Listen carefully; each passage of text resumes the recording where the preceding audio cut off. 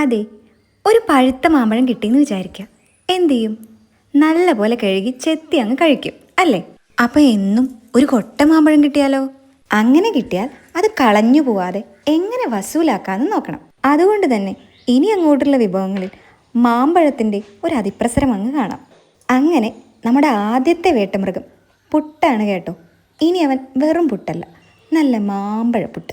പഴുത്ത മാമ്പഴം തൊലി കളഞ്ഞ് അരച്ചെടുത്തതിലേക്ക് അരിപ്പൊടി ചേർത്ത് പുട്ടിന് നനയ്ക്കണ പോലെ അങ്ങ് നനച്ചെടുക്കാം. മാമ്പഴത്തിന് അസാധ്യ മധുരമുള്ളതുകൊണ്ട് വേറെ മധുരമൊന്നും ചേർത്തിട്ടില്ല. നിങ്ങൾക്ക് ആവശ്യമുണ്ടെങ്കിൽ പഞ്ചസാര കൂടെ ചേർക്കാം. ഇനി നമ്മുടെ പുട്ടുകുറ്റിയിൽ കുറച്ച് നാളികേരവും പൊടിയും പിന്നെ കുറച്ച് അഹങ്കാരത്തിന് കുറച്ച് മാമ്പഴം നുറുക്കിയതും ചേർത്ത് ആവി കയറ്റി അങ്ങ് എടുക്കുക. പുട്ടുപൊടിയുടെ കൂടെ മാമ്പഴം നുറുക്കി ചേർത്തിട്ടുണ്ടാക്കിയ പുട്ട് നിങ്ങൾ കഴിച്ചിട്ടുണ്ടാവും. പക്ഷെ ഇതുപോലെ പുട്ടുണ്ടാക്കി കഴിച്ചിട്ടുണ്ടോ?